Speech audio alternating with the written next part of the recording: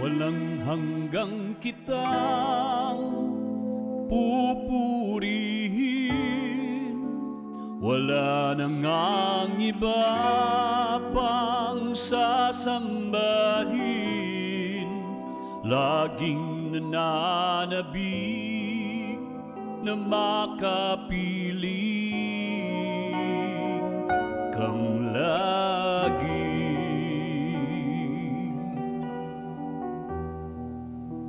Walang hanggang kitang pupurihin, wala nang ang iba pang sasambahin.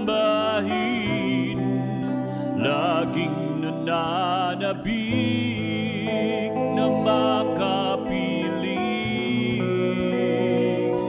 kang lagi.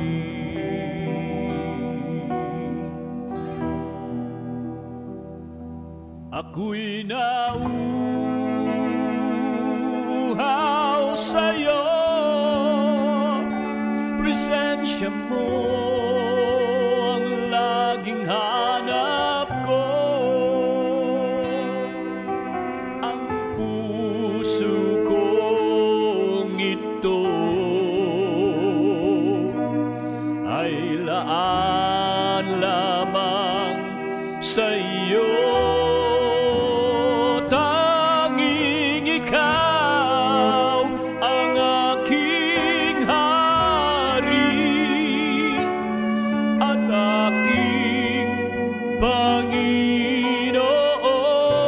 Panginoon, hinding-hindi magbabago pag-ibig ko sa'yo.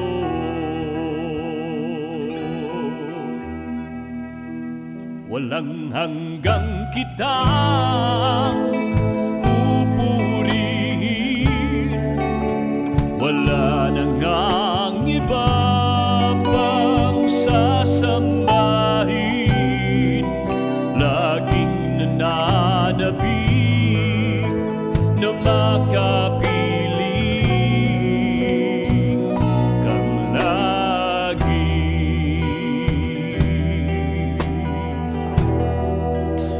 Walang hanggang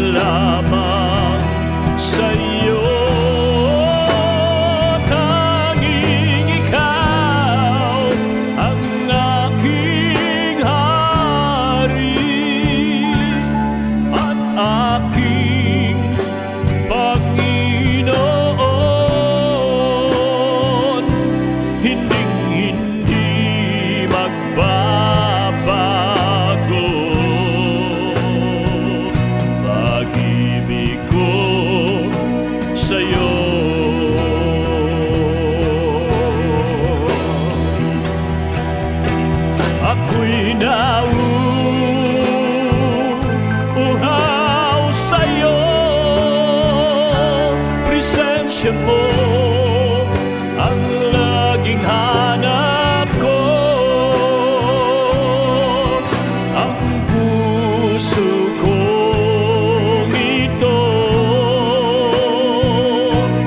ay laan lamang sa'yo.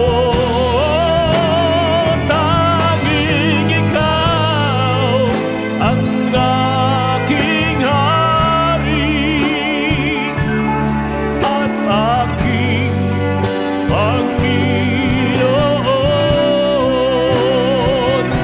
Hinding-hindi magbabago pag-ibig ko sa'yo.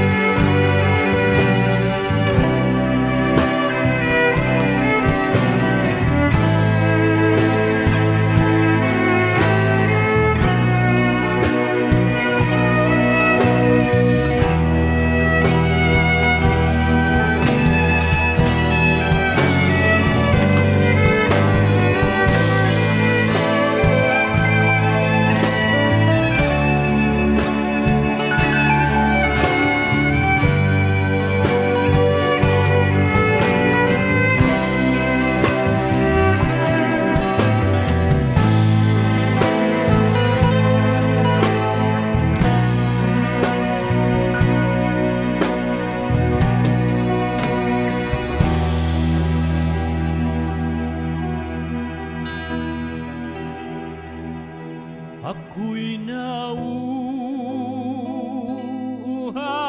sa'yo, presensya mo ang laging hanap ko. Ang puso kong ito ay laan lamang sa'yo.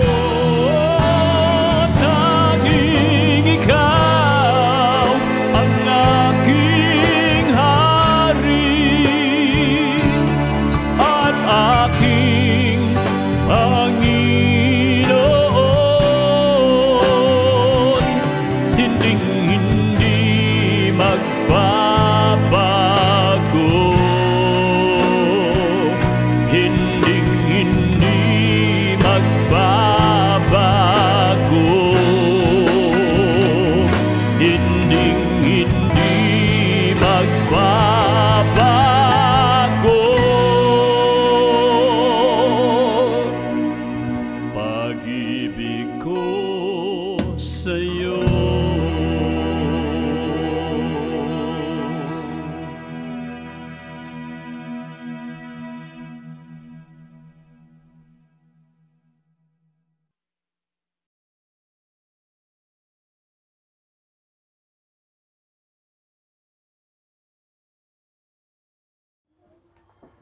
Wala kang makikita. Ngayon, ipinagmamalaki na ang immorality sa media.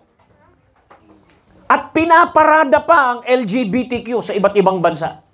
Ganun po tumaas ang spirit of what? Lawlessness. Kaya sabi ng Panginoon, kapag dumating yung time ng season na ito, na katulad nino ng panahon po ng Sodom and Gomorrah, panahon po nila Noah, sabi ng Panginoon, the Son of Man will come in that kind of manner na ang lifestyle ng tao ay ganun na.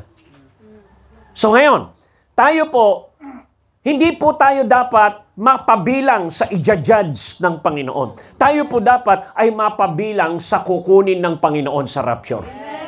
Sabi mo sa iyong katabi, gusto mo bang sumama? Okay. Marami po kasi nagtataas ng kamay sa bibig, sabi niya, gusto kong sumama, gusto ko ng langit, gusto kong si Kristo, gusto ko ng buhay na walang hanggan.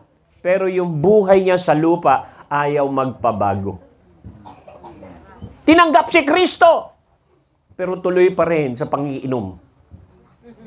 Tinanggap niya si Kristo, pero hindi pa natatransform yung kanyang buhay. Gusto pa rin niya na paglingkuran yung kasalanan.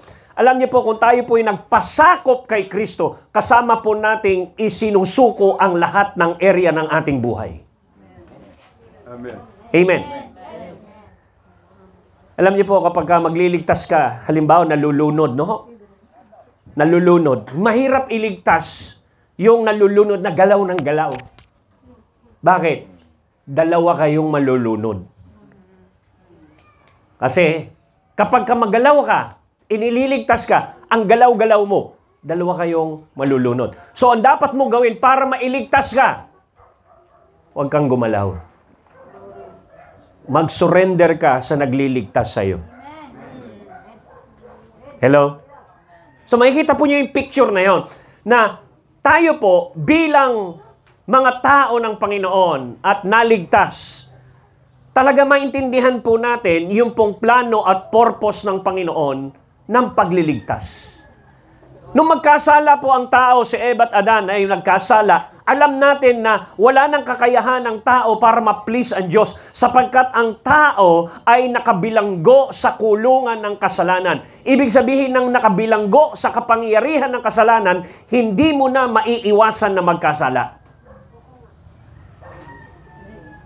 Yun ang ibig pong sabihin, under ka ng kapangyarihan ng kasalanan, there will be no hope for you to be saved. There will be no hope for you to have eternal life.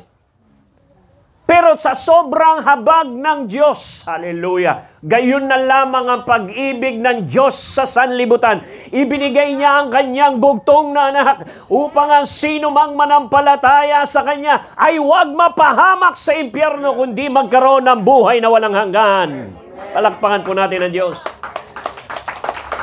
So makikita po natin na yung programa ng pagliligtas ng Diyos ay nakapaloob saan? Sa kanyang anak, nung ibinigay yung kanyang anak. So, paano nailagay yung pagliligtas at paano tayo nagkaroon ng pag-asa na muling magkaroon ng buhay na walang hanggan, pag-asa na makalaya sa kapangyarihan ng kasalanan? Ano ang programa ng Diyos upang ibalik tayo doon sa isang buhay na matagumpay? Yung iba kasi pagka sinabing matagumpay na buhay, maraming pera, may bahay, may kotse. Mga kapatid, hindi po yun ang hinsukatan ng tagumpay. Pwede kang merong kalahat noon, may pera, may bahay, may kotse, pero papunta ka ng impyerno. Hindi ho natin mai-impress si Lord. Hindi mo po pwedeng sabihin, bless na bless ako kasi may bahay ako, may kotse ako, may pera ako. Alam nyo, doon sa Luke 16, meron po doong kwento si Lazaro tsaka yung mayaman. Saan napunta yung mayaman? Impyerno. Kaya ang hirap yumaman eh. Bakit? Nawawala ka kay Lord. Mas mamahalin mo yung kayamanan kesa kay Lord. Hallelujah. Ano ang unang utos? Mahalin mo ang Diyos ng buong puso, buong kaluluwa, ng buong lakas. Ano yung pangalawang utos? Mahalin mo yung kapatid mo, yung katabi mo, kaya ng pagmamahal mo sa iyong sarili. Pagdating sa pagmamahal sa Diyos, walang sukat. Buong puso, buong kaluluwa, buong lakas. Pagdating sa pagmamahal sa kapatid o sa kapwa, merong sukat. Ano yung sukat ng pagmamahal mo sa kapwa mo? Kung paano mo raw mahalin ang sarili mo, ganun mo mahalin ang kapwa mo. Hindi mo na pwedeng mahalin ang kapwa mo ng buong puso. Hindi ho. Hindi mo maa-attain yun. Kaya may sukat ho yun. Kaya sinasabi ni Lord, mahal mo ba sarili mo? Paano mo minamahal ang sarili mo? Binibili mong bagong damit, pinapakain mo ng maganda, inaalagaan mo yung katawan mo, hindi mo yan magugutom yung katawan mo, kasi mahal mo sarili mo. O gawin mo yan sa kapitbahay mo. Pero minsan, pag nagre-regalo tayo, sirang aparador, sirang electric pan, magbibigay ka ng butas na t-shirt, sasabihin sa'yo, sulsihan mo na lang yan, okay lang yan. Pero pag ikaw, regaluhan ka ng butas na t-shirt, papayag ka? Hindi. So, hindi yung pagmamahal sa iba. Hindi, ganun mo ba binamahal yung sarili mo? Bibili ka ng butas na t-shirt? Kung bibili tayo, di ba, gusto natin puro signature. Puro mga 500 plus ang isa. Okay? So makikita po natin na mahirap pong magmahal ng katulad ng sa Diyos kung walang programa o solusyon ng Diyos. Paano natin ito lalakaran? Hello? Kaya nga sabi po ng Biblia sa John chapter 8, ang tunay na malaya saan? Sa kapangyarihan ng kasalanan. Ang sabi niya, kung pinalaya ka ng anak, tunay ka ngang malaya. Amen? Ang tunay na kalayaan, wala po rito sa kakayahan ng tao. Ang tunay na kalayaan ay hindi po natin makukuha sa material things. Ang tunay na kalayaan ay na kay Kristo Jesus. Palakpakan po natin ang ating Panginoon. So, pag tayo po pumapasok, gusto ng Panginoon na meron po tayong pasukin na panahon. Kung ang panahon mo nakaranas ka sa lupa rito ng isang cycle na talo ka, malungkot ka, ang dami mong limitasyon, ang dami mong mga iniisip na para bang nakaprogram yung utak mo na hindi ka magtatagumpay, niloko ka ng kaaway, ginawa ka niyang alipin ng bisyo, alipin ng kasalanan, ngunit kay Kristo Jesus, nung ibinigay ng Diyos ang kanyang solusyon. Hallelujah. Sabi mo sa iyong katabi, may solusyon. Meron pong solusyon. Hindi po relihiyon ang solusyon. Hindi po pera ang solusyon. Hindi po lakas at kakayahan ng tao ang solusyon. Ang solusyon ay na kay Kristo Jesus. Palakpakan po natin ang Panginoon. So, with the theme, this anniversary, na ating pong tema ay pumapasok dapat ang church. Kasi ipinanganak po ang church sa Acts chapter 2. At ngayon po, ang edad po ng church ay 2024 na. Amen. Pero itong local church natin dito, 1 taon pa lang. Yung local church. Pero yung church ni Jesus ay 2024 na ang kanyang edad. Kasi ipinanganak siya doong Acts chapter 2 nung bumaba yung Holy Spirit. Amen. Okay?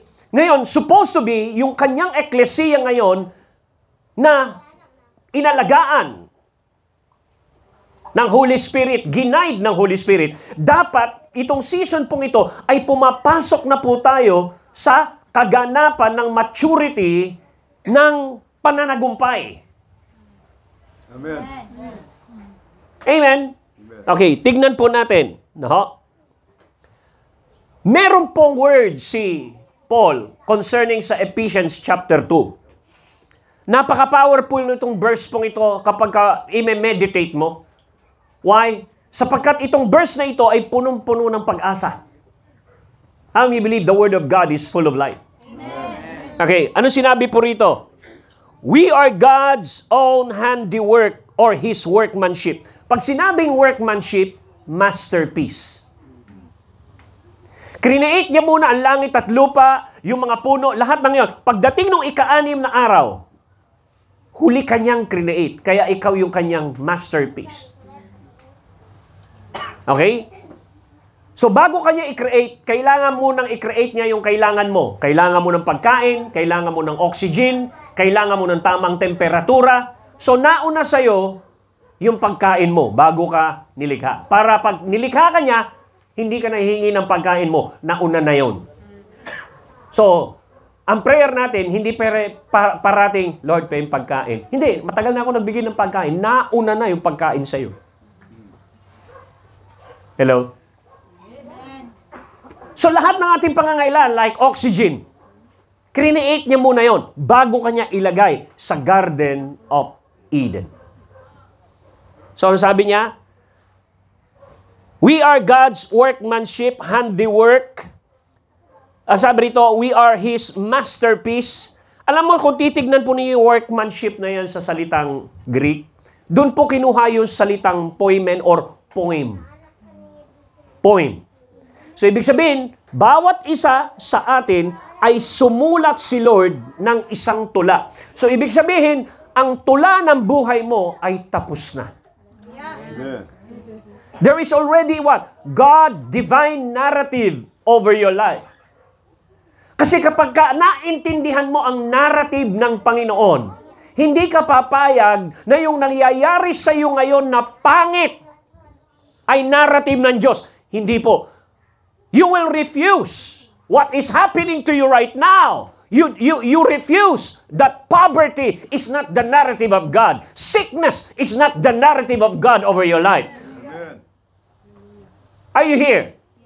Meron pong narrative concerning us, concerning healing. Ano po sinabi sa Isaiah 53? Ang sabi po doon, siya ay nabugbog, siya ay nasugatan, and by His stripes, we are healed.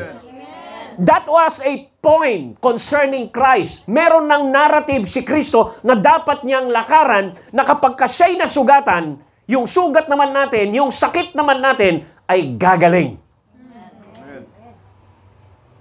Wala pa ho si Kristo, yung kanyang lalakaran, punong-puno na ng sugat. Hello? Kasi mismong si Lord, merong sinulat ang Ama patungkol sa poem ng kanyang buhay. Ipapanganak siya, magbubuntis siya ni Mary, aatakihin siya, gusto siyang ilaglag ni Herod, pero niligtas siya ng Diyos, pinapunta sa Egypt, pagbalik sa Israel, tumira sa Nazareth, lumaki, 30 years old, at siya'y kinalaban niya si Satanas sa wilderness. Pagkatapos nagsimula ng ministry, tinapos ang ministry hanggang krus, tinalo si Satanas, at ang sabi niya sa krus, it is finished. And then, nabuhay na maguli, after na siya ilibing, at siya ngayon ay nakaluklok sa kanang kamay ng Diyos. Yun po yung pelikula ng buhay ni Lord. Hallelujah. Ngayon, nakita ko niyo yung pelikula niya. Yun yung kanyang poem na sinulat ng Ama. Eh, paano yung poem mo? Meron ka bang poem? Yes, meron. Ang tanong, binabasa mo ba yung poem mo na sinulat ng Diyos? Hindi. Kung tatanungin mo, saan yung pastor? Andyan, nasa Bible. Mangungusap sa sayo. Amen. Kaya ang tawag po rito, God predestined niya, plinano, prepared ahead of time that we should walk in them. Lakaran daw natin ito. Kung paano nilakaran ni Jesus ang kanyang pelikula ng buhay, nilakaran niya ito. Ngayon, ikaw at ako, hindi ka po pwedeng lumabas sa mundong ito na merong katawan nang walang script o tapos na narrative ng Diyos. Amen. Pumapangit lang ang pelikula mo kasi hindi mo inaalam ang iyong script. Kaya yung kaaway ang sumusulat ng bagong script ng buhay mo. Tas pinaniniwalaan mo yung bulong ng script ng kaaway. Kaya doon ka nabubuhay. Sabi ng bulong ng script ng kaaway, hindi ka nakapag-aral, hindi ka yayaman. Na-program sa utak mo yung narrative na, hindi ako nakapag-aral, hindi ako yayaman. Hindi ako asenso.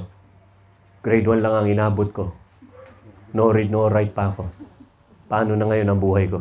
Maraming tao ang ganyan na nabubuhay dito sa mundo na instead na alamin yung sinulat ng Diyos sa kanya, hindi niya inaalam. That's why the Bible said, hindi lamang sa tinapay nabubuhay ang tao, kundi sa salita ng Diyos. Pero maraming mga tao, walang panahon sa salita ng Diyos kasi ang akala nila, hindi sila mabe-bless, hindi sila magkakapera, hindi sila makakakain ng puro Biblia. Gusto kong sabihin po sa inyo, yung salita na nagkatawang tao, kailanman ay hindi nagutom, hindi pinabayaan ng Diyos, kahit nung siya'y namatay, muling nabuhay. Amen.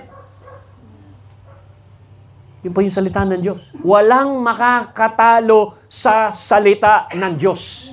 Ang sabi ng Panginoon, lahat ng nasa mundong ito ay magko-collapse. Lahat ng inaasahan ng tao sa mundong ito ay mababankrupt, babagsak. Ngunit ang salita at pangako ng Diyos, kailanman ay hindi pwedeng matalo. Amen. Hallelujah. That's the reason why Sabi ng Panginoon, yung predestined na po yun, plan ahead before us, taking path which He prepared ahead of time. Hinanda niya ito kahit wala ka pa rito sa mundo. Alam niyo sabi, si Jesus, wala pa sa mundo, ang dami nang isinulat patungkol sa Kanya. Tama? Hello? Kaya't ang sabi ni Jesus, doon sa Hebrew, sabi niya, sacrifice and offering you have not desired. Hindi mo gusto ang mga sakripisyo at offering ng hayop.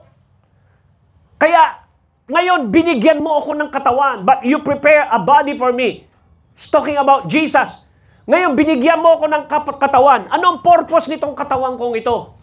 Sabi niya, ang katawang ito ay ibinigay para gawin ang iyong kalooban, O Diyos. Kaya pupunta ako, aalamin ko in the volume of the book that is written of me. Yung narrative at yung poem na sinulat mo, yung script ng buhay ko dito sa mundong ito in 30 years, babasahin ko ito, aalamin ko ito. Kanino ko matatagpuan ito? Binigay sa kanya yung scroll of Isaiah. Ang sabi niya, the Spirit of the Lord God is upon me, and He anointed me to preach the gospel to the poor, and He has sent me to heal the brokenhearted.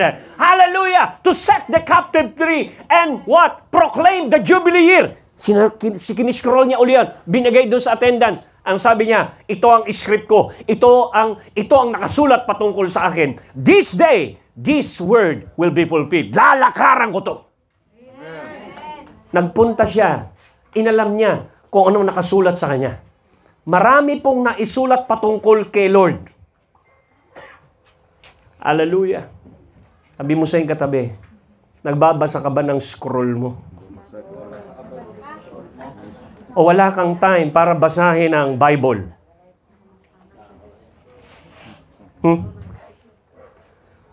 So paano kang i-guide ng Panginoon sa kanyang destiny na sinulat sa iyo kung hindi mo alam o hindi mo naman alam yung isinulat patungkol sa iyo? So dapat alam mo yan. Sabi mo sa iyong katabi, dapat alamin mo. So ang ibig sabihin po nito mga kapatid, kailangan magkaroon ka ng personal na devotion at personal na pagbabasa ng salita ng Diyos hanggang ang salita ng Diyos ay mangusap sa iyo. Hanggang ang salita ng Diyos ay maging personal na pangako sa iyo. At yun yung time na kung saan na yung salita ay magiging buhay sa iyo. At yun ang magiging angkla ng iyong kaluluwa upang ikaw ay lumakad ng matagumpay sa mundong ito. So tignan po natin, ano ang solusyon ng Diyos para ang buhay ng tao ay mabago at mabalik sa kanya pong kalooban. Kasi si Satanas, nagtanim kay Eva at kay Adan ng kasinungalingan. Ang sabi niya, hindi totoo na pagkakinain mo yung bunga ng pagkakaalam ng tama o mali, hindi totoong mamamatay ka. Magiging Diyos ka rin. May itinatago ang Diyos sa'yo. So anong kaya? Pinaniwalaan niya yung narrative ng kaaway. Anong nangyari? Nahiwalay siya ngayon sa Diyos. Dahil nung nahiwalay siya sa Diyos ngayon, hindi niya na naririnig ang tinig ng Diyos. At kapag hindi mo narinig ang tinig ng iyong pastol, ikaw na sheep ay maliligaw. Dapat konektado ka sa boses ng iyong shepherd, especially the shepherd of your soul. Amen. Amen. Your ear must be connected. Pero bakit nawala? Hindi na nila nakita ang Diyos. Dati mukhaan nilang nakikita si Lord. Hindi na nila makita si Lord. Bakit? Nahiwalay sila. Hindi na nila madama ang Diyos. Hello? So paano ibabalik muli yung ganong klaseng posisyon ng tao na ibinigay kay Adan? Kasi sabi ng Panginoon kay Adan, pagharian mo ang mundo. Take dominion. So makikita po natin, ang Diyos ay gumawa ng isang plano. At ang plano niya is that God planted the seed of victory. Amen. Woo! Hallelujah. Kapag ka merong gagawin ang Diyos sa buhay ng isang tao, siya po ay magtatanim ng binhi. Siya po ay magbibigay ng salita. At alam po ba ninyo, nung magkasala ang tao, gumawa kagad ng solusyon ang Diyos para talunin ang kaaway ng tao. Pansinin po ninyo yung sinabi sa Genesis 3:15. Ang kausap niya po rito ay yung serpent, yung ahas. Sabi niya, and I will put enmity. Ano ibig sabihin ng enmity? Gera. Away. Between you and the woman. Between your offspring and her offspring. Malaki po yung offspring na yun. Pinoprophesy po dito si Jesus. Ang tawag po sa kanya sa Genesis, the seed of the woman. So doon pa lang sa Genesis, nagtanim ng solusyon ang Diyos sa tao. At ano sinabi? Ang solusyon ay nandoon sa binhi. Nasa offspring. He will bruise and tread your head underfoot. Sabi niya, dudurugin niya ang ulo mo ng kanyang sakong o ng kanyang paa. And you will lie in wait and bruise his heel. Masasaktan mo rin naman ang kanyang paa. Pansinin po ninyo, dito pa lang, nag-prophesy na si Lord ng laban, ng away. Lahi ni Lord, which is si Lord mismo, at ang binhi ng kaaway. At ang dulo ng away na yan, ay yung pong Armageddon. Ganong katindi. Yung culmination, yung dulo ng gera na yan. Ngayon, nagigera pa lang Ukraine, tsaka Russia. Okay? Nagigera pa lang sila. Di ba? Ngayon, pwede pang maggera ang mga nasa Asia, yung China, yung US, hanggang sa magkaroon ng Third World War, hanggang sa lalabanan nila ang Israel. At yun yung Armageddon. Yun yung huling battle. Nagsimula ang battle sa Genesis. Hello? So ano yung solusyon ng Diyos? Sabi niya, nagdeklara si Lord ng word, ng isang script. Ano yung script? May dudurog ng ulo mo, Satanas.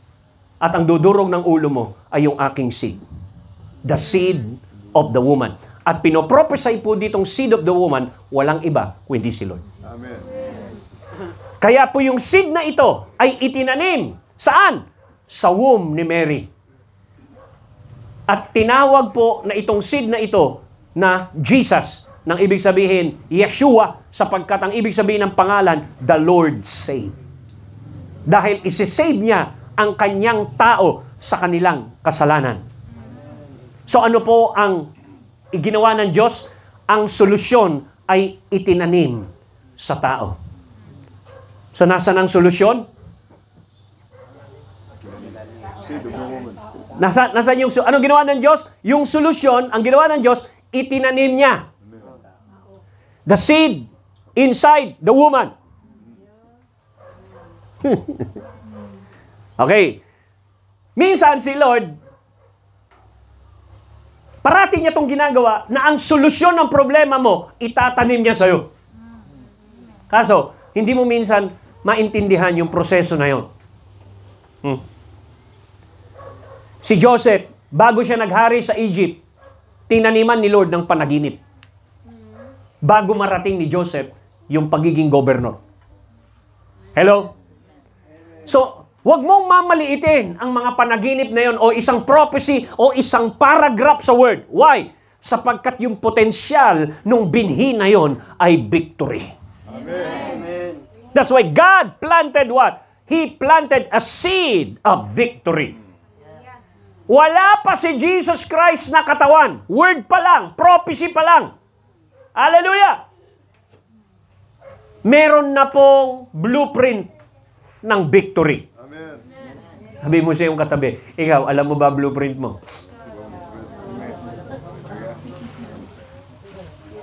Yeah? Hello? So makikita po natin dito na ang ganda ng plano.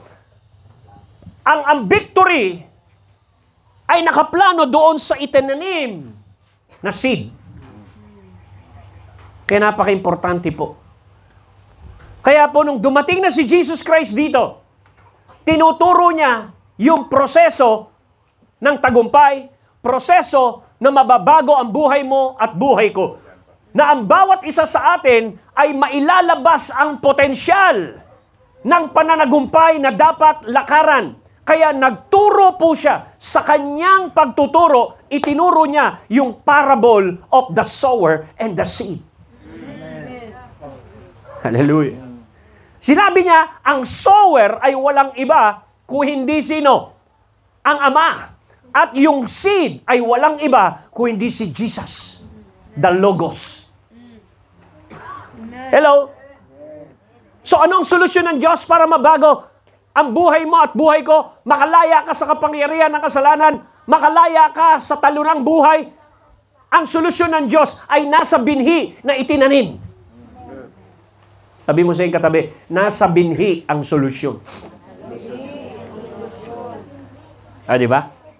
Gusto mo mabago buhay mo. Yung iba, gusto mabago buhay, nagpupunta sa OFW, nagiging OFW, nagpupunta sa iba't ibang bansa para mabago buhay. Pero karamihan ng mga malulungkot na buhay ay puro OFW pa rin. Yung iba nating mga kababayan nare-rape sa Middle East, nagiging alipin. Paano nabago ang buhay? Naging alipin ka ng ibang bansa. Hello? Andiyan ho ba kayo? Pag nagpunta ka ba ng ibang bansa, malaya ka na sa kasalanan mo? Hindi, pagdating doon, ano ka pa rin? Makasalanan ka pa rin. So, ibig sabihin, sa kahit anong bansa na puntahan mo, hindi ka makakalaya sa kasalanan. Kasi nakakulong ka sa kasalanan.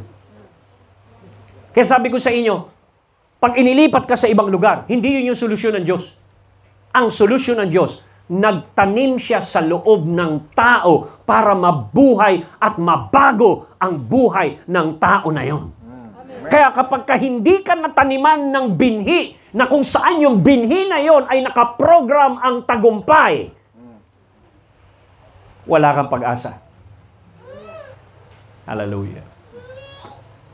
Sabi mo sa iyong katabi, natanim ba si Kristo sa iyo?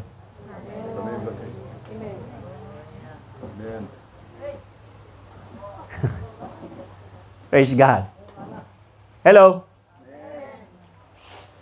Kasi marami pong mga Kristiyano, naintindihan naman yung pagtatanim sa physical na ganyan. Nauunawaan nila na kapag nagtanim ka ng papaya, alam mo na mamumunga ng papaya yan. Kapag ganyan pa yung tanim, walang pumapansin dyan eh. Bakit? Walang bunga. Pero once na yan ay nagkabunga na, nabubuo yung intensyon ng mga kapitbahay. Bantayan natin, ha? Pag meron ng konting dilaw doon sa mamayang ating gabi, pitasin natin. Bakit? Interesado na sila. Bakit? Kasi meron ng bunga. Mga kapatid, alam mo kung bakit wala kang kwenta sa mata ng tao ngayon?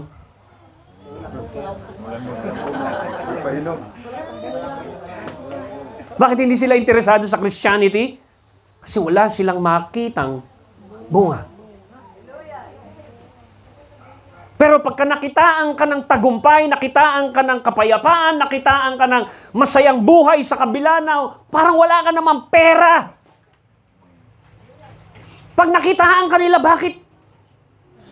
Paano mo na ma-manage ang problema mo? Parehas lang naman tayong may problema. Paano kang nakakatulog sa gabi ng may kapayapaan? Once they saw the fruit, they become interested in your life. Tatanungin ka nila, saan ka ba nagpupunta? Eh, dun sa church na yun. Doon ka lang nagpupunta, naging ganyan ang buhay mo. Akala nila yung building ang nagbago ng buhay. Hindi. Ang nagbago po ay yung binhi na itinanim sa'yo. Are you here? Anyan ba kayo? Kaya nung dumating si Jesus, siya yung seed of the woman. Alam niyo ginawa ng kaaway doon? Nasa tiyan pa lang si Lord. Gusto na siyang patayin ni Herod. Bakit? Kasi alam ni Satanas na yung ipapanganak na ito, yun yung dudurog ng kanyang ulo. So kinakatakutan niya ang pagdating nitong binhi na to. So, ano kinakatakutan ng kaaway? Hindi kanya kinakatakutan. Ang kinakatakutan niya ay yung maipunla, yung binhi at lumago sa'yo. Yun ang kinakatakutan niya. Then, ang kinakatakutan niya, hindi ikaw. Ang kinakatakutan niya ay yung naitanim. Amen. Hindi siya na, alam nyo, ang kaaway, hindi siya na tetret sa yaman mo, sa kotse mo, sa bahay mo. Hindi siya na tetret dyan. Alam mo kung saan siya na tetret? Kapag ka nag-focus ka na doon sa itinanim sa'yo at kinukultivate it, inaalagaan mo ito. At sasabihin ni Satanas, mukhang naintindihan na niya. Mukhang meron na siyang nakikitang solusyon. Bakit niya inaalagaan na yun nandun sa loob? Dati hindi naman nagpo-focus yan. Bakit ngayon nakapokus na siya? Hello? Pag nakita ng kaaway na seryoso ka na, pinopokusan mo na kanong nasa loob, makikita ng kaaway yun. Bakit? Maobserbahan ka niya. Lagi ka na nagpe-pray. Lagi ka nagbabasa ng Bible. Meron kang personal devotion. Pag nakita ng kaaway yun, sabihin niya, bossing, yung isang yun, nagpo-focus na doon sa itinanim. Ganun ba? Guluhin nyo! Bigyan nyo ng pera para wag siyang pumokus doon. Pumokus siya sa labas. Pumokus siya sa mga material things. Pumokus siya doon sa mga bagay nito. Ipaunawan nyo sa kanila na kapag wala silang pera, hindi sila mabubuhay, wag nyo silang i-connect sa loob. Kaya marami pong tao, busy sa labas, walang panahon doon sa itinanim sa loob. Yan ho ninyo? Ang provision, wala sa labas. Nasa loob. Ang solusyon, wala sa labas. Nasa loob. Andiyan ba kayo? Nung inalagaan ni Mary, si Jesus, lumalago. Meron pong movement of growth. Meron pong movement of growth sa loob ng sinapupunon ni Mary. Habang merong movement of growth sa loob ni Mary, meron namang movement of provision mula sa east papunta. Yung pong mga wise men from Babylon, naglalakbay sila. Bakit? Nakita nila yung between. Binasa nila through astrology. Yun lang yung kanilang paraan para mabasa ano nangyayari sa ating panahon. Nakita nila, lumabas ang pinakamaliwanag na between. Si Jesus yun. Sabi niya, ito na yun sinabi ng ating mga ninuno. Pag nakita nyo ang between na yan, puntahan na ninyo. Kaya't naglakbay po yung is na yun, may daladalang mga regalo. Kaya tamang-tama, nung nanganak na si Mary, dumating po yun. At may daladalang ginto, may daladalang myrrh, may daladalang incense, at marami pang mga treasure na inalay doon saan? Sa bata. So makikita ko ninyo, hindi problema ni Mary ang provision. Amen. Sapagkat habang nakapokus si Mary kay Jesus, si Lord naman, yung provision, papunta sa Kanya. Kita niyo? Sarap pumalakpak kapag yung provision nakakarinig. Ganun pala yun? Oo. Kaya doon yung makikita, yung seek ye first. Seek ye first the kingdom of God. Why? Because the kingdom of God is within you. Amen. Seek ye first the kingdom of God. And all of these things will be added unto you. Hindi mo kailangan hanapin yun. Hindi mo kailangan guluhin. Hindi mo kailangan hanapin. Pupunta yun sa'yo. Amen. The seed. So, nasa na solusyon? Nasa seed. Kaya every time na nangangaral ka ng mabuting balita patungkol kay Kristo, nagtatanim ka, binibigyan mo ng pagkakataon yung mga tao na makatanggap ng solusyon. At yung mag-o-open for the gospel ay matataniman ng seed. Hello? Ngayon, sabi ko sa inyo kanina, nung si Jesus inilagay sa tiyan ni Mary, may hamon sa seed. Meron pong mga challenges dun sa seed. Pansinin po ninyo sa Mark chapter 4, verse 9, Amplified Version. Ano ang humamon sa binhi? Then the cares and anxiety of this world. Ano raw yung humahamon dun sa seed? Yung anxiety at mga alalahanin sa mundong ito. Alam mo yung isang babaeng buntis kapag ka buntis siya, tapos alala siya ng alala, nabubuhay, makatulog, hindi makakain ng maganda. Ha? Ano mangyayari? Napakalaking porsyento na siya ay makunan. So bakit minsan mabagal ang paglago ni Kristo sa'yo? Bakit? Kasi mas minimeditate mo pa ang problema kaysa solusyon.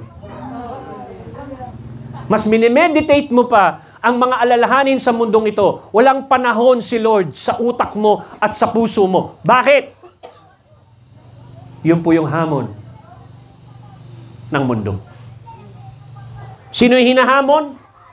Yung seed. Ano sinabi niya? Ano pa? Bibigyan ka ng distraction of this age. Lahat ng klase ng distraction, ibibigay sa iyo ng kaaway para wag mong seryosohin ang itinanim sa iyo. Pwede kang madistract ng pagpapayaman, pwede kang madistract ng pagiging sikat, pwede kang madistract ng kung ano-ano. Ha? Hello? Destruction of the age. Ano pa? Ano sinabi niya? And the pleasure, and the delight, and false glamour. Pleasure. Alam niyo sabi ng Bible? On the last day, mag-i-increase pa yung pleasure. People will be lovers of pleasure more than lovers of God. Amen. Alam niyo, sila Abraham, ang yaman-yaman nila noon. Walang paglagyan yung yaman nila Abraham. Wala kasing computer noon, walang mall, wala lahat. So paano nila gagastos yun? Wala silang ka-pleasure sa mundo. Ngayon, yung tao, walang pera, pero gusto pleasure.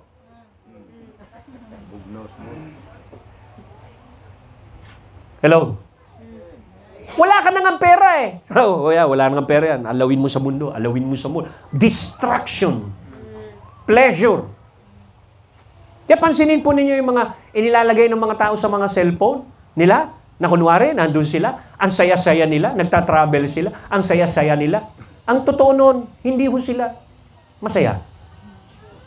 Kaya ho sila ganun. Dahil hindi ho talaga sila masaya. Dahil yung tunay na masaya, makinig ko kayo, hindi na dapat ini-advertise yung kanilang kasayahan. Amen. Di ba? Kaya nila ginagawa yun. Para inggitin lang yung mga tao, nandito kami, anon sa inyo. Ha? Ikaw naman, pinaniniwalaan mo yun, pero totoo nun, empty ang buhay niya. Kasi, makinig ko kayo, kung dumating sa'yo si Kristo, hallelujah, ang kaganapan ng kalooban ng Diyos, darating din sa'yo ang kakontentuhan sa buhay. Kaya sabi ni Pablo, I learned how to be content. Kailan dumating yung contentment niya? Dumating si Kristo sa buhay niya. Amen. Dati ang saya niya sa pleasure. Hindi na siya masaya. Kay Lord na siya masaya. Amen. Dati masaya ka sa alak. Ako dati masaya sa mga bisyo, sa mga sugal. Yun ang kasayahan ko. Umaga, tanghali, gabi, nandun ako sugal. Kasi merong thrill habang nagawa ka merong mahawa ka ng bara. Nuebe! Panalo ko. Alam mo yung ganong klase kasi, ang sarap pintahan. Tapos yung madyong, yung kapa mo doon sa ano ng madyong. Pak! Panalo na naman. Kahit sa bilyar, kahit sa pool, nagpo-pool ako. Gumaling ako sa pool dahil sa sugal. Pero alam niyo, walang kakontentuhan ang luho ng laman. Para siyang dagat na lahat ng ilog pumupunta ron. Nadadagdagan.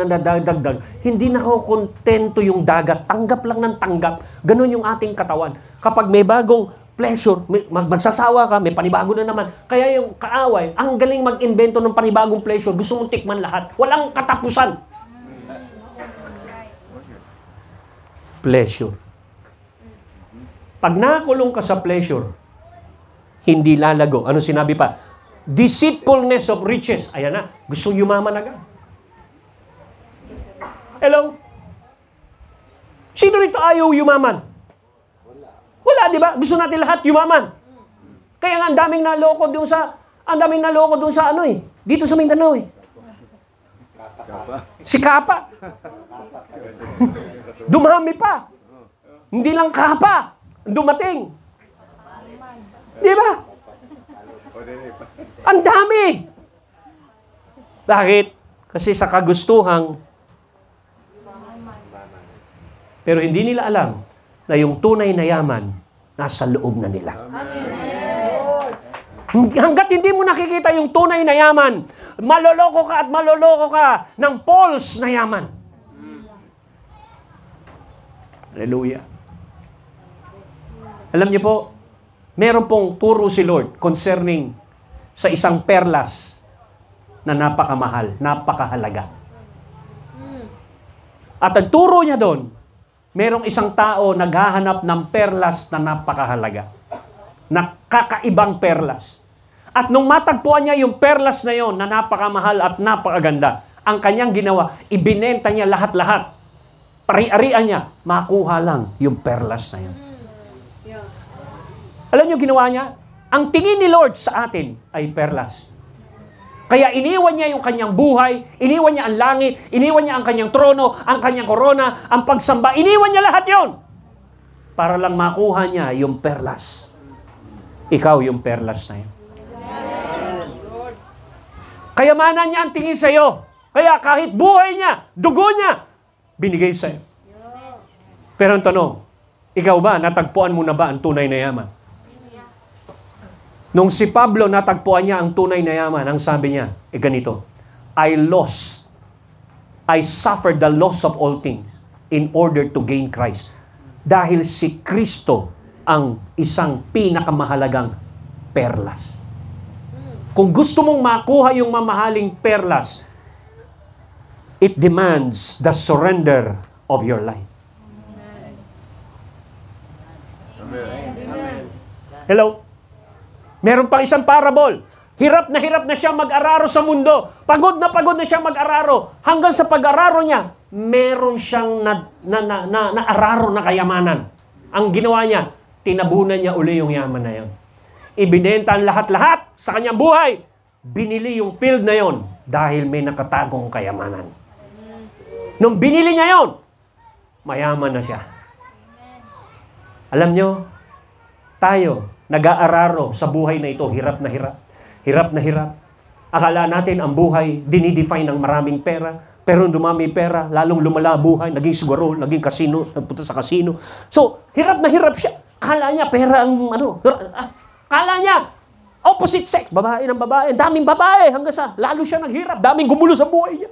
So, hirap na hirap siya, nag-aararo. Until one day, meron nakapag-share sa kanya ng word. Nakita niya yung tunay na kayamanan, si Kristo pala.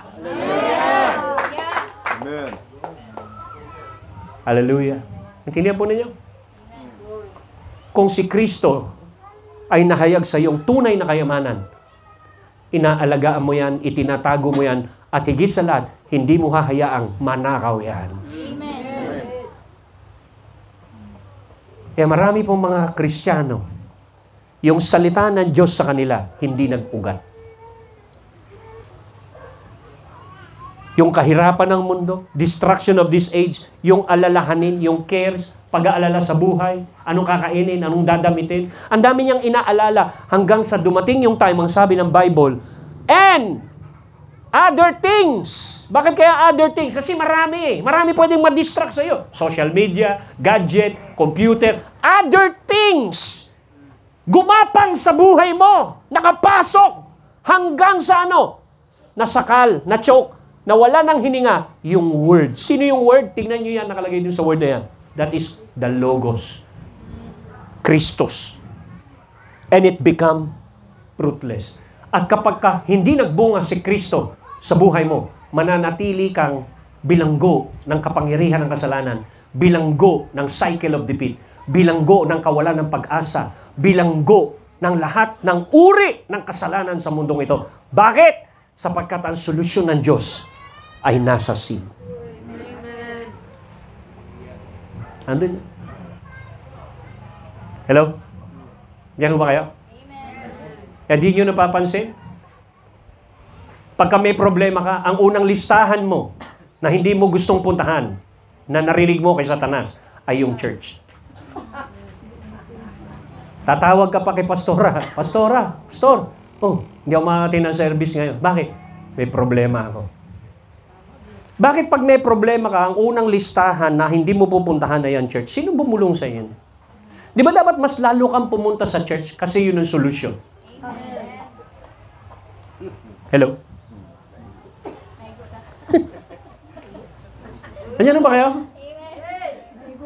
So, mga kapatid, yung pinag-uusapan natin ito, mas higit pa sa yung temporary things, yung pinag-uusapan natin ngayon. Bakit? Ina-unveil ng Diyos, inihahayag ng Diyos sa iyo ang kanyang misteryo, ang kanyang good news, ang solusyon sa lahat ng ugat ng iyong problema. But God is so merciful to you.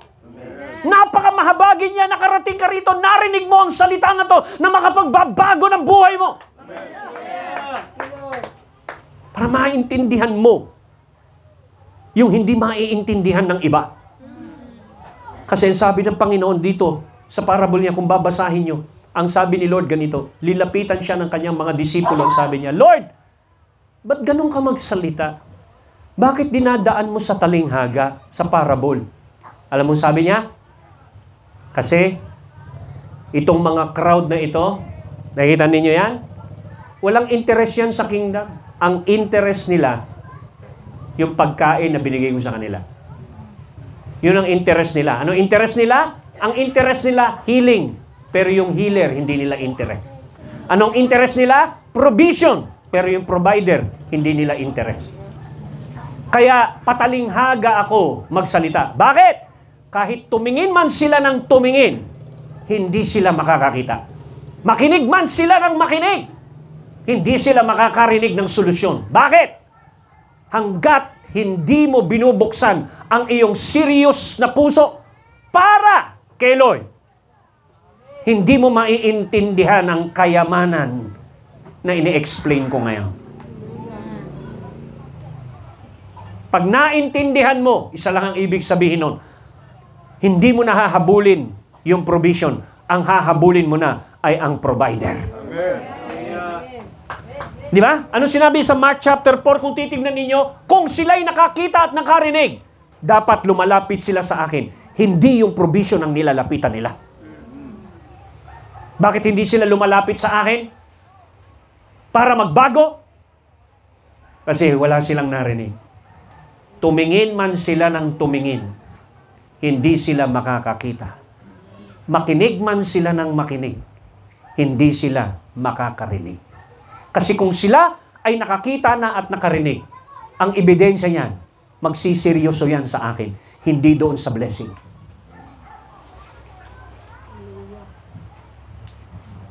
Hello? Sabi mo sa inyo naman, nakakita ka na ba?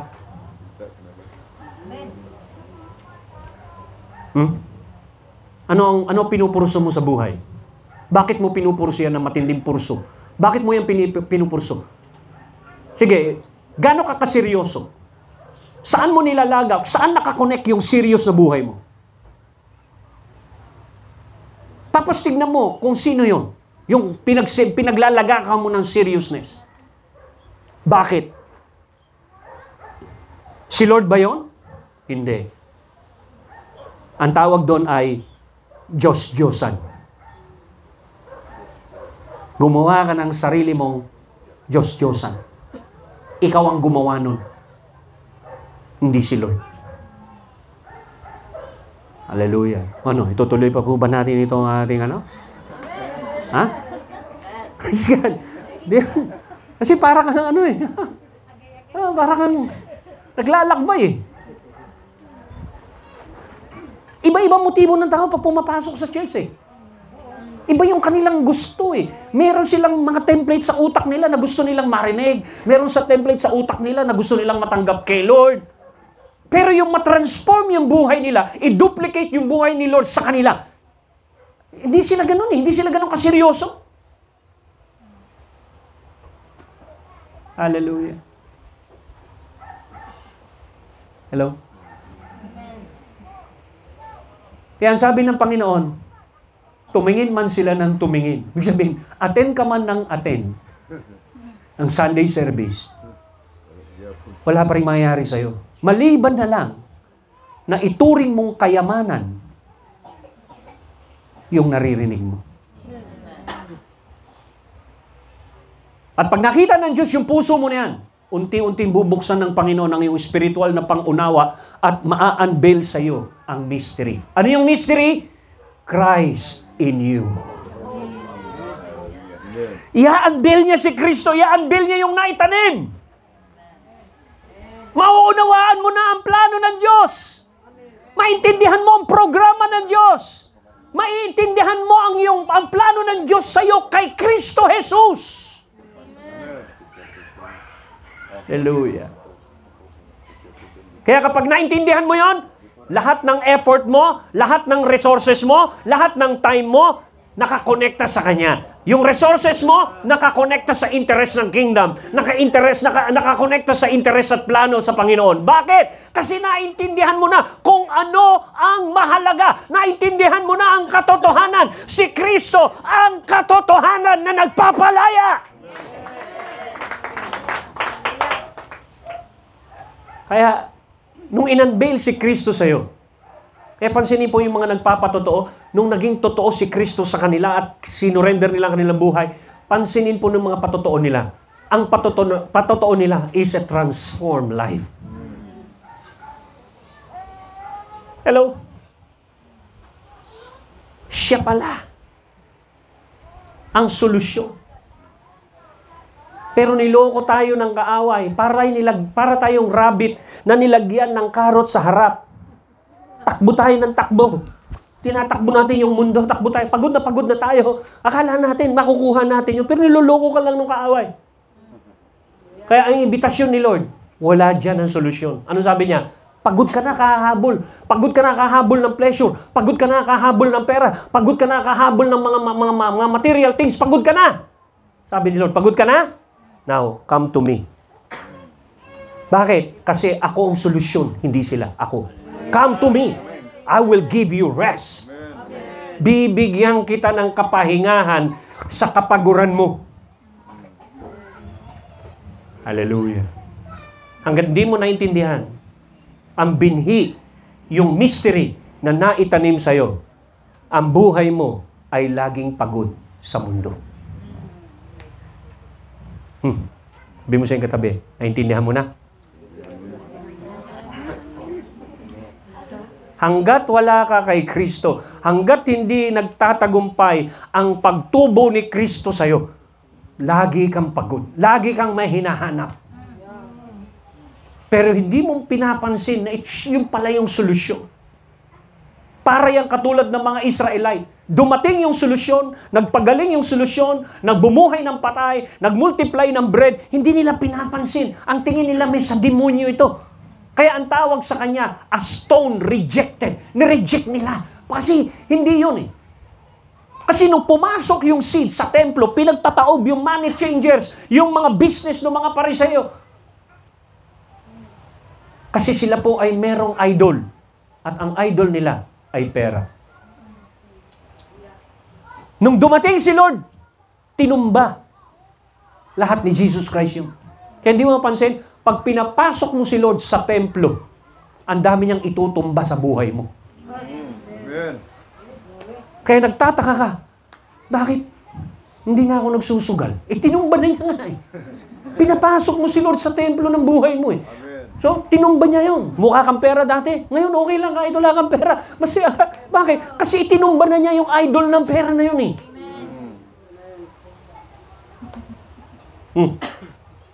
Hello? Mark 4 lang yan. Parable of the seed and the sower lang yan. Ganyan mo ba tinignan niya? Ganyan ba yung revelation sa iyo niya? Ano sinin po ninyo? Ano pa sinabi niya? And the craving and the passionate desire. Hindi lang basta desire eh. Masidhi yung desire mo sa mundo eh, sa material things. So, anong nangyayari dun sa word? Na-choke. Ibig sabihin ng choke, nasakal, na-suffocate, hindi nagkaroon ng oxygen dahil wala ng room yung word sa'yo para lumago. Bakit nawala? Kasi lahat ng oras mo, nasa pleasure, nasa pagyaman, nasa mga alalahanin, nasa anxiety, nasa distraction ng mundong ito. Kaya yung word na naitanim sa'yo ay walang paglago. Yung solusyon hindi lumalago. Na sana dapat napalaya ka na ng matagal. Kaso hindi lumago. Bakit? Alam ni Satanas na ang solusyon for humanity is the seed. Dahil prinopisa yun sa Genesis. That is the challenges of the seed. May hamon doon sa tinanggap mo. Minsan pa nga lolokohin ka ng kaaway. Tignan mo, nung tinanggap mo si Lord na born again ka, naghirap ka. Hello? Hindi ko totoo na naghirap ka. Tumanggap ka nga ng yaman. Paano ka naghirap?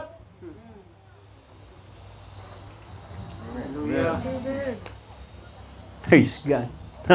Tingnan po ninyo, hinamon yung seed. Correct?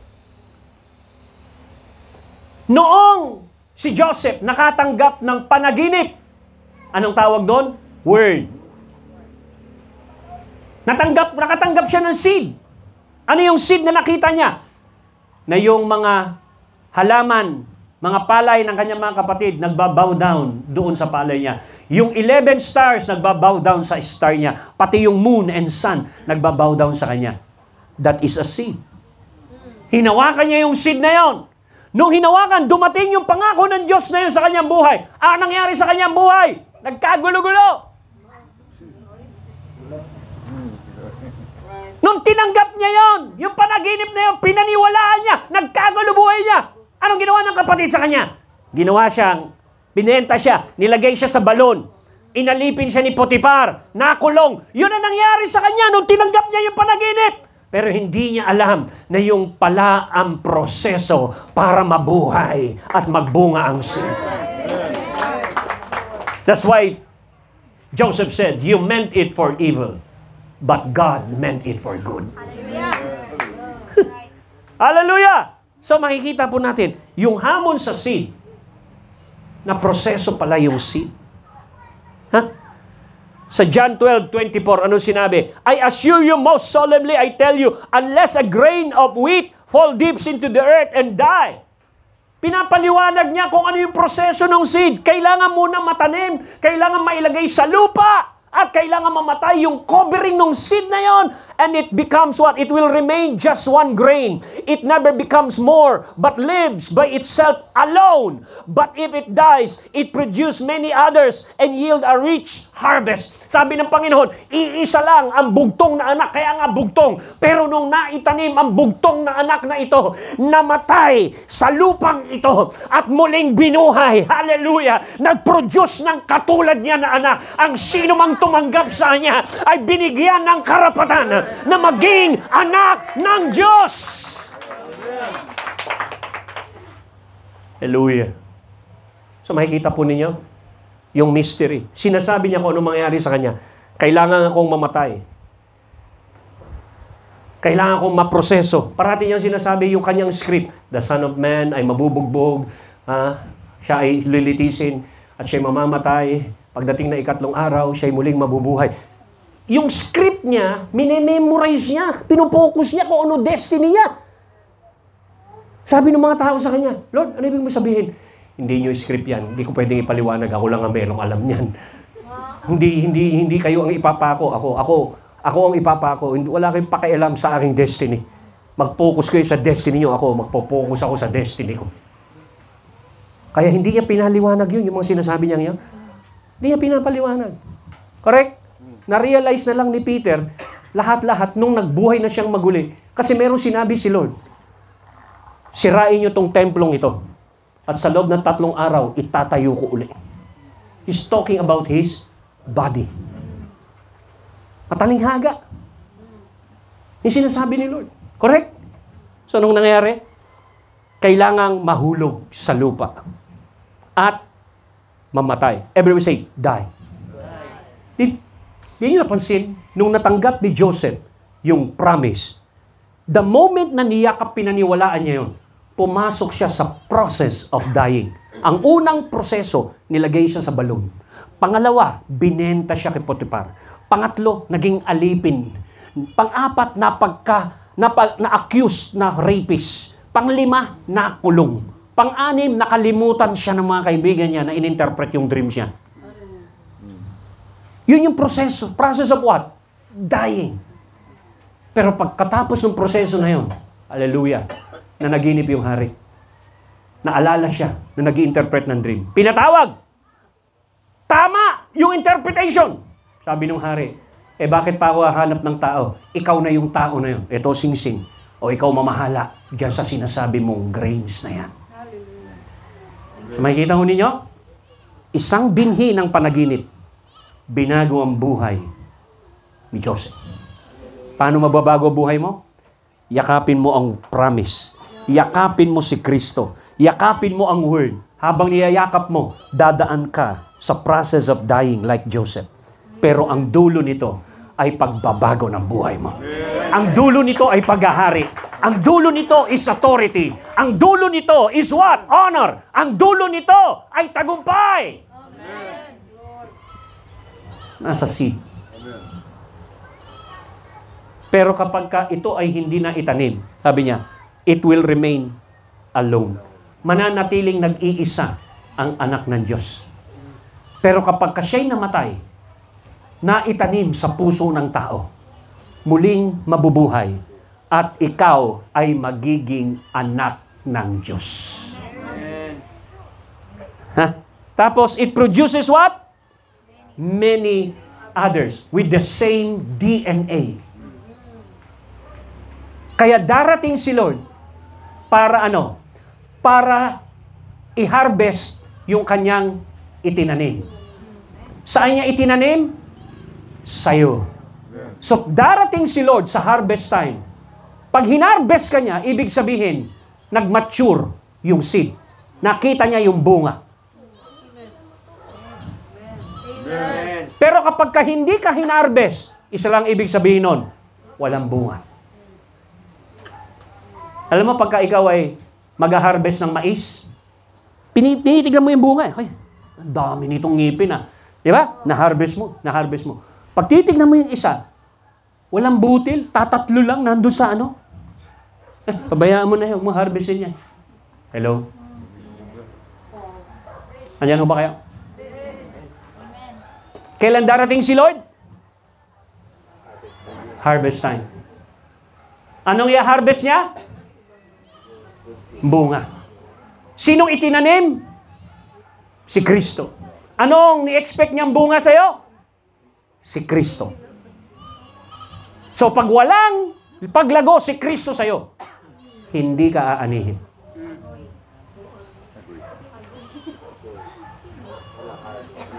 Ang pula, ganun lang po yun.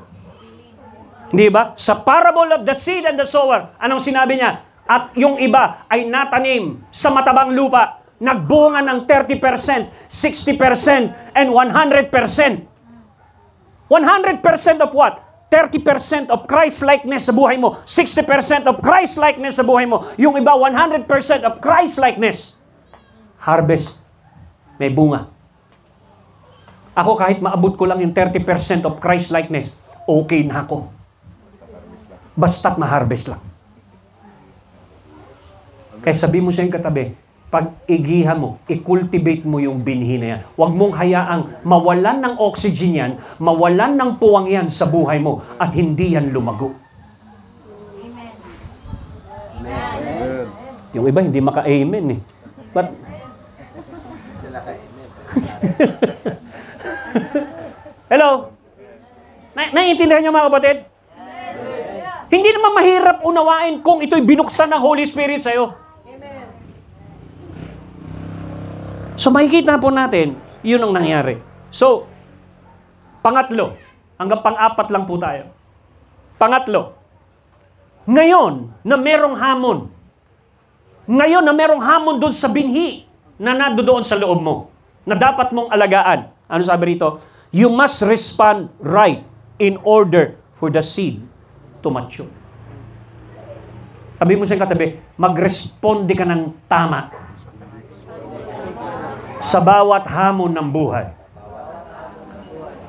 Anong respond ni Joseph nung magkita-kita sila ng kanyang mga kapatid na nagbenta sa kanya, na nagnakaw at sumira ng buhay niya for 15 years, 17 years, na nawala siya sa kanyang pamilya, ginawa lang siyang alipin doon, binenta siya, at nung nagkita-kita na sila, ano ang respond ni Joseph?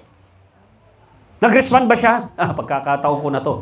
Ako ang governor dito. Pugutan lahat ng ulo to. Lahat ng ito sumira ng buhay ko. Ganun ba siya mag-respond? Hindi. Alam niyo, napaka-emotional yung pagkikita na yon. Nung binabasa yun, umiiyak ako. Bakit? May ginawa pa siyang inilagay niya yung kanyang baso doon sa bag ni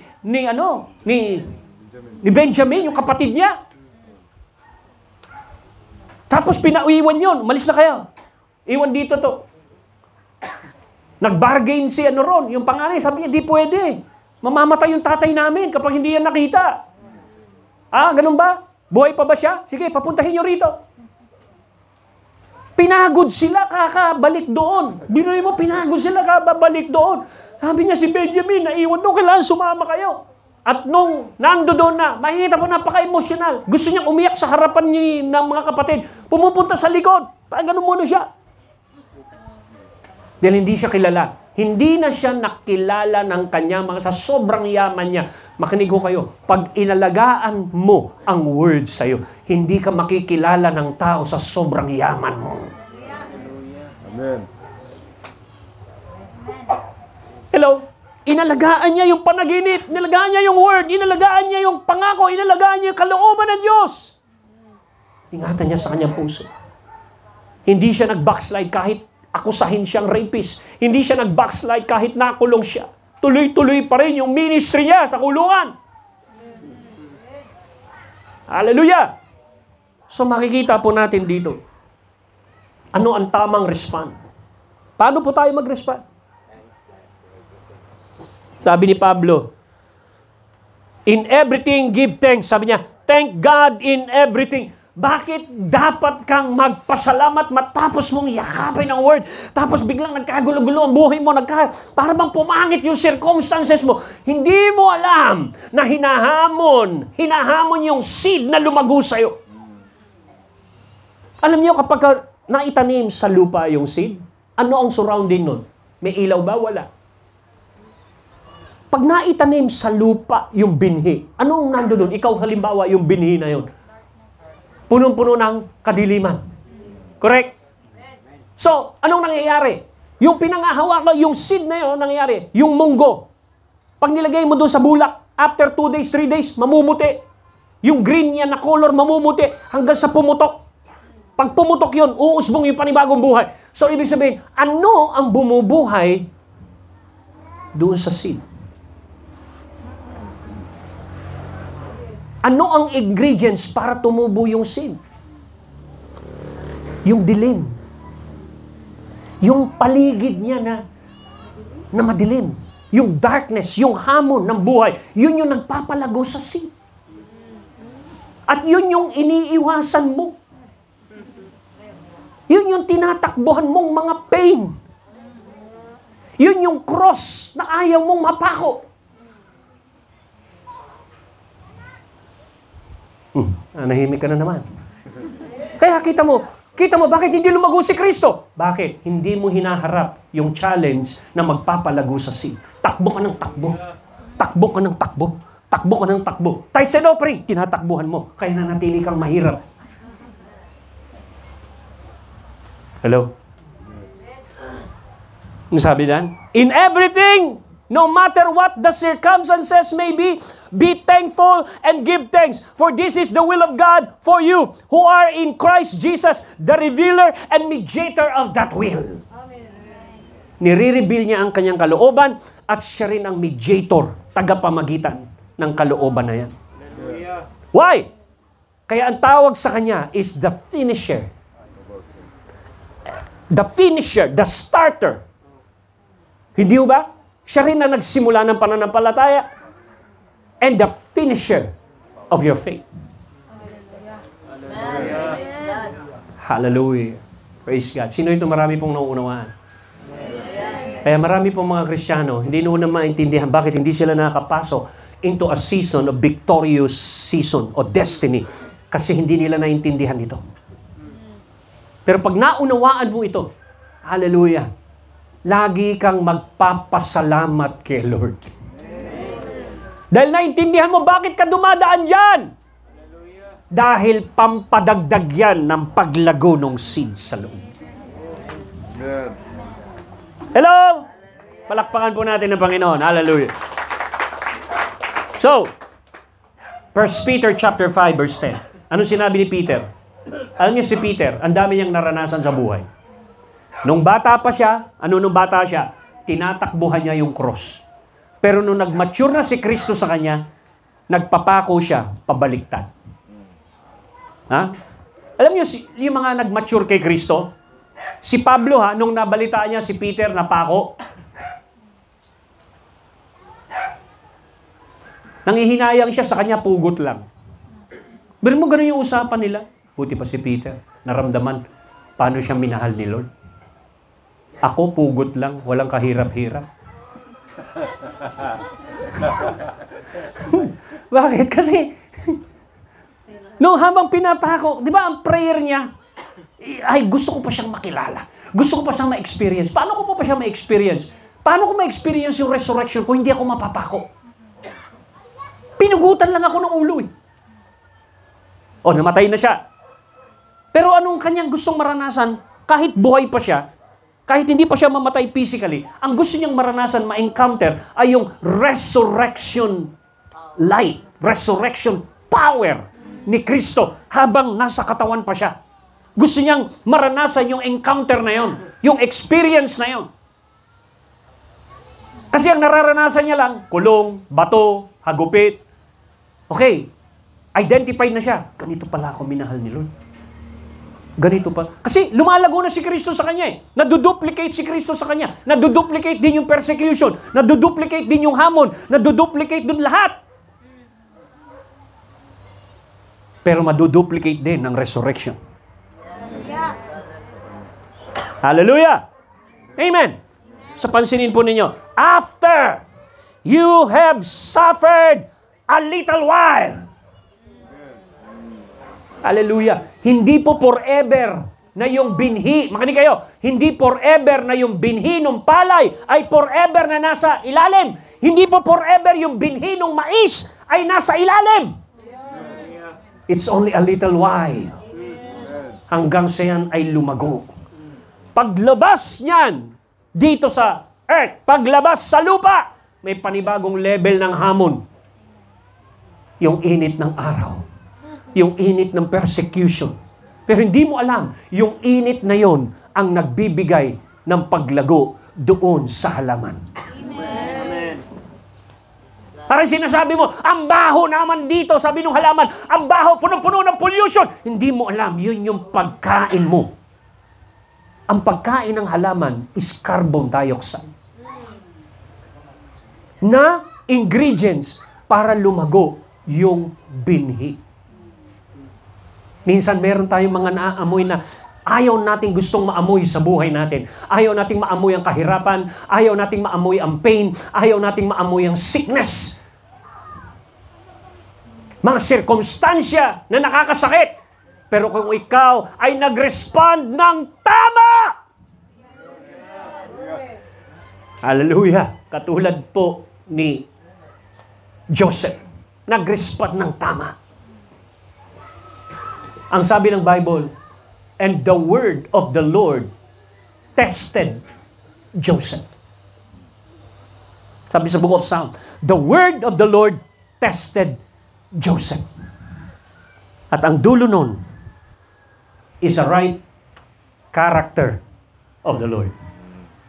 Kaya si Jesus Christ ay nakakode, yung buhay ni Jesus Christ nakakode sa kwento ni Joseph. Sapagkat si Joseph ay kapatid ng 12. Si Jesus ay Hudyo, kapatid na nireject. Nung nireject ng Israelite, napunta si Jesus sa Gentile. Pinayaman ni Lord yung Gentile nation. Nagkaroon ng kasaganaan sa Gentile. Nagkaroon ng tagutom sa Israel. Marirealize nila yung nireject nila na tinanggap ng Gentiles, na pinayaman ng Gentiles.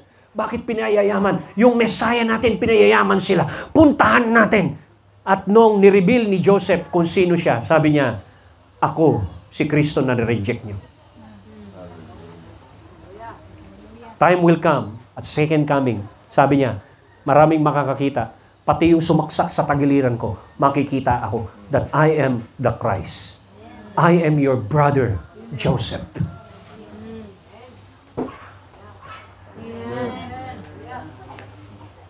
Mystery po yun. It's a code.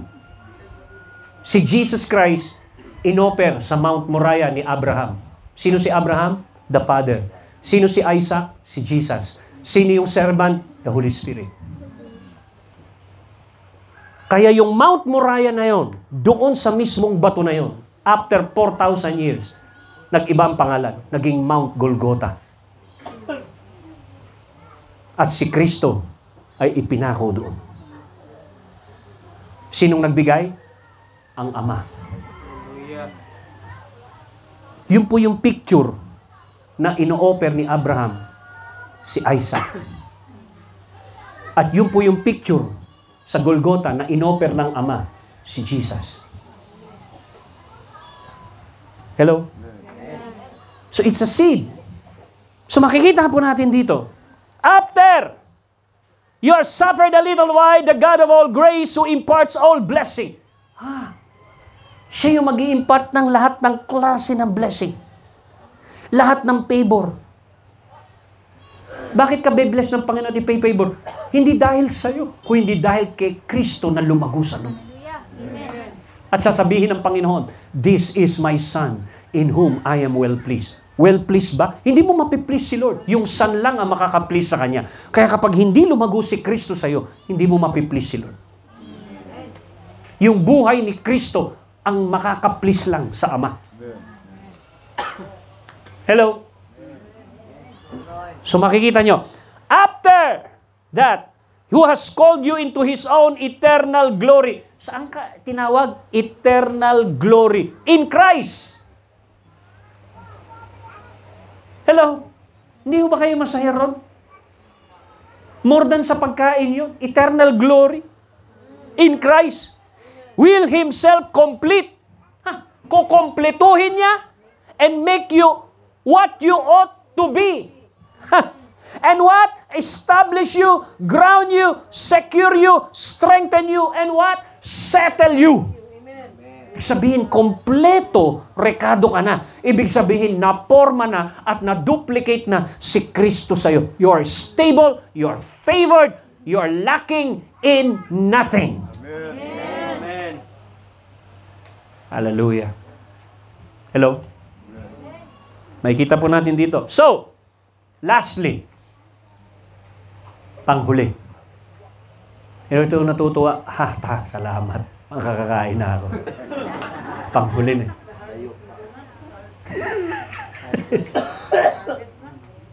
Huwag kang ma-distract ng mga nagluluto dyan sa labas. Mas masarap yung kinakain natin dito sa loob. Amen? Ito sinabi niya. Pang-apat, the harvest season is the time you enter into a victorious season. Bakit? Kasi na-duplicate na, namunga na si Kristo sa'yo. Ibig sabihin, lahat ng atake sa'yo ay mapapanalunan mo rin katulad ni Kristo. Hanggang dulo, hanggang cross. Di yata kayo masaya dito sa pinagsasabi. Mangyayari uli yun! Magiging lahat ng napagtagumpayan ni Kristo, mapagtatagumpayan mo rin. Bakit? Na-duplicate na ang buhay ni Kristo sa'yo. Kaya ito po yung pag-igihan natin. Bigyan natin ng panahon. Bigyan natin ng focus. That's the reason why tataas ang value ng quiet time, ng devotion, ng consecration, ng prayer, ng worship sa buhay mo. Para lumago si Kristo. 3 W napakahalaga. Word, worship, warfare. Lalago ho tayo. Palalaguin tayo ng Holy Spirit habang masipag ka na tumanggap at mag-pray ng Word. Dinidiligan mo yung Word. Meron po ang Word sa'yo. Hindi mo siya kinakrowd ng pleasure of this life. Hindi mo ina-entertain ng distraction sa buhay. Hindi mo ina-entertain yung material things dito sa mundong ito. Bagamat nariyan na kailangan mo yan, pero hindi yan ang goal mo. Ito sabi niya. When the proper time had fully come. Everyone say, proper time. Kailan yung proper time na yon? Yun yung harvest time. That God sent His Son, born of a woman, born subject of the regulation of the law, to purchase the freedom, to ransom, to redeem, to atone for those who are subject to the law, that we might be adopted and having what? And have sonship conferred or given upon us and be recognized as what? God's Son. And because you really are His sons, God has sent the Holy Spirit of His Son into our heart, crying, Abba, Father! Ibig sabihin, nakabalik na tayo sa ating pamilya, sa ating Diyos, sa ating Ama. Kaya tang sabi ng Panginoon kay Mary, Mary, huwag mo muna akong hawakan. Sabihin mo sa aking mga kapatid. Ang tawag niya na kapatid. Kapatid pa lang. Bakit? Sabihin mo sa aking mga kapatid. Dati alipin dati kaibigan. Pero nung siya'y nagsimulang mag-resurrect, hindi na ho tayo kaibigan Tinawag na tayong kapatid. Amen. Tell to my brethren, ano yun? I will go to my Father, that your Father, to my God, that your God. Amen. Ano ibig sabihin nun? Ang ibig sabihin nun, parehas na tayo ng DNA. Amen. Because of the planting of the seed. Amen. You now begin to partake the divine nature. You are already set free from the law of the sinful nature. Wala ka na sa kapangyarihan ng kasalanan. Bakit? You were born again of incorruptible seed, which is the Word of God, the Logos, the divine sperm. The divine seed. Kapag na-recognize mo na to sa buhay mo, nag-focus ka, your life will never be the same again. Amen. Mapapansin mo, yung buhay mo magiging kahalintulad na ng buhay ni Kristo. At yung buhay ni Kristo dito sa mundong ito ay na-e-extend dahil sa'yo. Amen. Alam nyo, kung titignan ninyo, paano daw na-extend yung buhay? Sa Isaiah 53, babasahin ko sa inyo, yung pong verse, bakit itong mystery na ito kailangan mong maintindihan.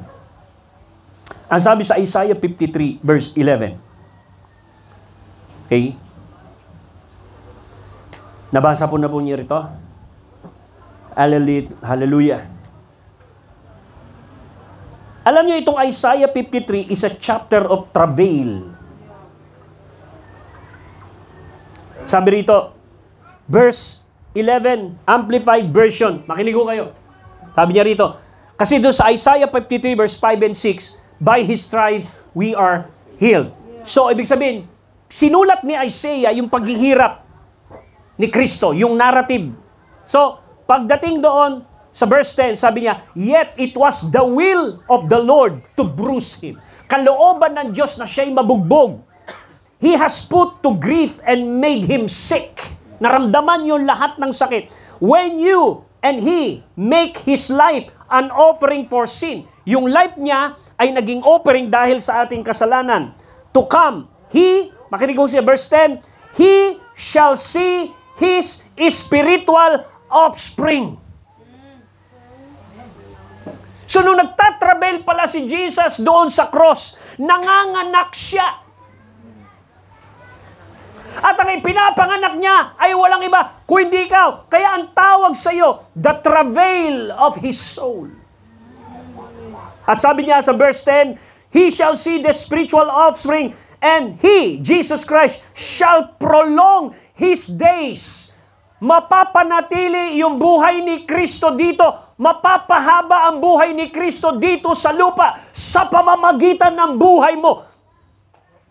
Amen. Hallelujah. Parang hirap namang isipin nun. Paano mangyayari yun? Because the seed was planted. Amen. He shall prolong his days and his will, and the pleasure of the Lord shall prosper in his hand. Time will come, hallelujah, nung siya ay nag-travail, ikinamatay niya yung panganganak sa atin. Pero ang sabi ng Panginoon, but I will see you again. I will see you again, sa verse 11. But he shall see the fruit, the travail of his soul, and he will be satisfied. Verse 11 sabi niya, by his knowledge of him, which he possesses and impart to others, shall my uncompromisingly righteous one, ano sinabi dito? Imparted to others. And that's you. Tinaniman ka ng word. What a mystery. At kapag ka ikaw ay nandoon na sa season of harvest ng maturity, ganito na ang statement ng buhay mo na katulad ni Pablo. Ito po ang sinabi niya. Ano sinabi ni Pablo? My old identity has been co-crucified with the Messiah and no longer lives. Hindi na. Bakit hindi ka na nabubuhay? Kasi kinongker na yung buhay mo nung bagong binhi na tumubo sa'yo. Nakita ko kayo ng sampalok na tumubo. Nakita ko yung sampalok na tumubo. Di ba meron siyang dalawang buto pa? Nung tumubo yung sampalok, meron pang dalawang ganun na buto. Yun yung old identity nyo. Habang lumalago si Kristo, nawawala yung old identity. Kaya kapag lumago ng todo si Kristo, anong sinabi niya? My old identity has been co-crucified with the Messiah and no longer lives. Hindi na ako ang nabubuhay. Sabi niya, and now, the essence of this new life inside of me is no longer mine. But the Anointed One live His life through me. Through me, we live in union as one.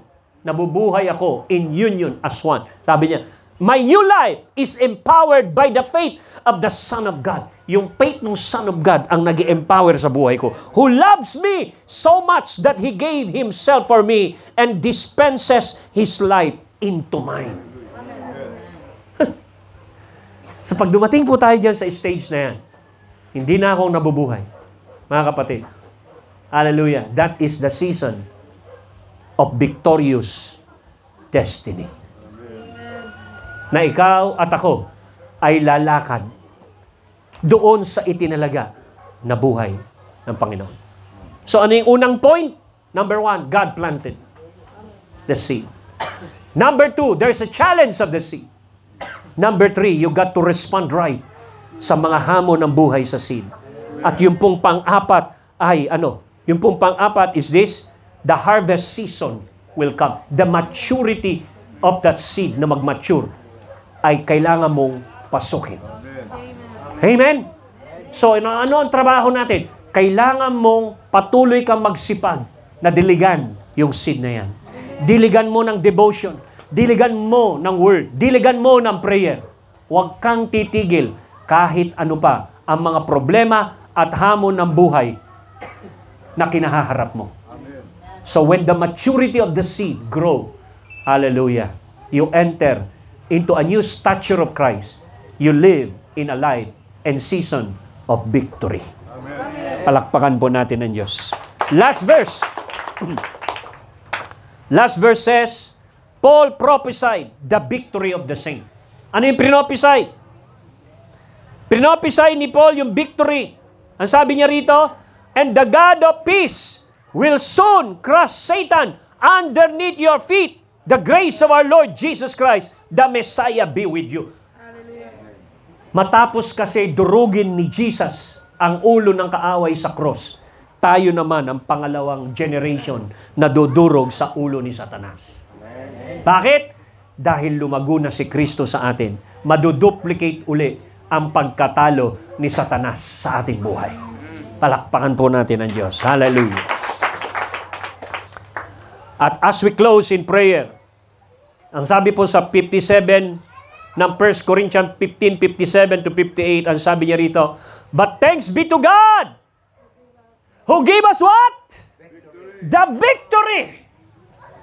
making us conquerors through our Lord Jesus Christ. Therefore, sabi niya, my beloved brethren, be firm, be steadfast, be immovable, always abounding in the work of the Lord, always being superior, always excelling, always doing more than enough in the service of the Lord, knowing and being continually aware that your labor in the Lord is not futile, it is never wasted, and it is to no purpose.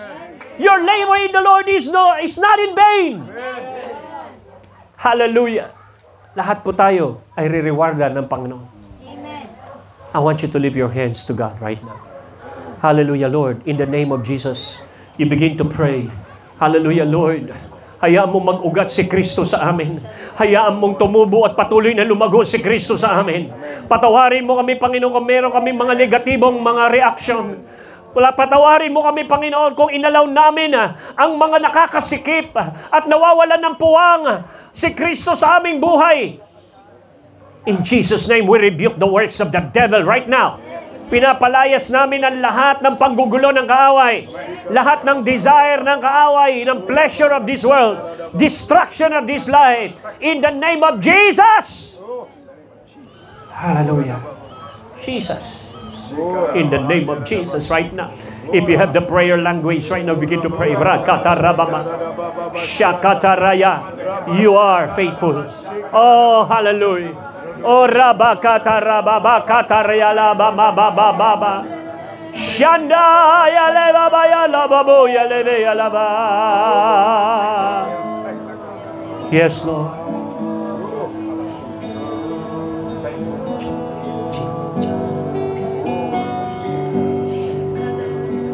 Lord, right now, itinataas ko sa iyo ang aming mga kapatid. Itinataas ko sa iyo, Panginoon, na sila'y patatagin mo. Palalimin ang ugat kay Kristo. Maunawaan ang mystery na ito ng katagumpayan. Hallelujah. Ano man ang mga pinagdaanan, the Lord said, do not dwell in the past. Fill them right now by the Holy Spirit. All my life you have been faithful. Yes, Lord. All my life you have been so good. That's right. And every breath that I am able, I will sing of the goodness of God. Sing it again. All my life. And all my life been faithful. Yes, Lord. And all my life so good. And every breath that I am able, and I will sing of the goodness of God. You know what will happen? His favor will begin to run after you. Our goodness is running out. It's running out to me. Your goodness. Your goodness is running out. Because of the seed planted inside of you, the provision of God will run after you. I surrender now. I give you everything. Keep on surrendering your life to Him. Your goodness is running after, is running after me. All my life, all my life.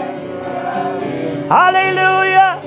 Sikarababaya rabaya de alabrava. So good, and every breath that I am able, I will sing of the goodness of God. Let's pray. I want you to lift your hands and life to Him. Thank you, God. Lord, Bigyan mo kami ng grace na mag-respond ng tama. Mag-respond ng tama sa bawat hamon. Mga hamon ng pananampalataya na nagpapalago sa pananampalataya at nagpapalago kay Kristo sa aming buhay. And I pray, O God, that your people this first year anniversary ay manatiling matatag, manatiling tapat, at patuloy ang paglago ni Kristo. Sapagkat kay Kristo lamang ay merong ganap na katagumpayan. Father, in the name of Jesus, I pray for the spirit of revelation of the mystery of Christ inside your people. I thank you, Lord, that your goodness will continue to prevail.